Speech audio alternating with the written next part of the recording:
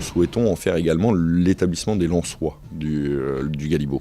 Le Galibo, c'est le nom du restaurant de l'hôtel, du bar-restaurant, qui est ouvert d'ailleurs aux clients autres que ceux de l'hôtel. Il faut à la fois satisfaire les touristes étrangers qui viennent sur l'hôtel, donc leur faire découvrir un petit peu la gastronomie locale, et à la fois comme on veut en faire un établissement des Lensois, on s'est dit que les Lensois, on avait peut-être un petit peu marre de ne manger que du Welsh et de la carbonade, donc leur proposer une autre façon de découvrir leur gastronomie. Et à mon sens, le directeur de la restauration a fait un travail remarquable sur ce point et a vraiment réussi le challenge. Dès l'ouverture, nous avons invité les anciens locataires à venir dormir dans cet établissement. Ça nous tenait vraiment à cœur chez l'Esprit de France que ce soit les premiers clients, alors on les a invités, mais les premiers résidents en tout cas de l'établissement.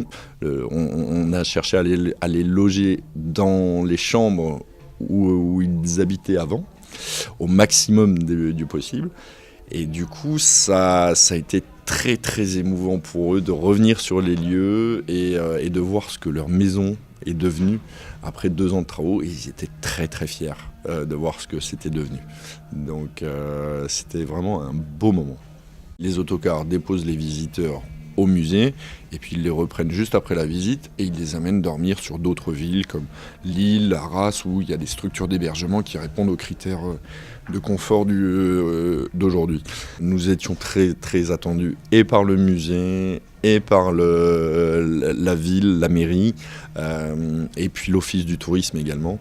Il y avait une réelle attente et un réel dynamisme. Il manquait plus qu'une chose, c'était une structure d'hébergement permettant d'héberger tous les clients, tous les touristes qui vont aller démarcher sur les pays étrangers et faire connaître Lens autrement que par des histoires de mineurs. L'architecte d'intérieur Guillaume da Silva, qui est un amoureux du Nord, il est originaire de Roubaix, aime ce côté brut et cette dualité qu'il retrouve dans le Nord. Et il a cherché à l'exprimer aussi bien dans les couleurs, il a vraiment joué sur les contrastes, que sur les matériaux. Vous avez de la brique brute et qui contraste avec du bois ou avec de la moquette profonde. Voilà, il a joué sur les contrastes et il avait très à cœur de, comme il le dit lui-même, montrer les cicatrices du passé et les mettre en valeur.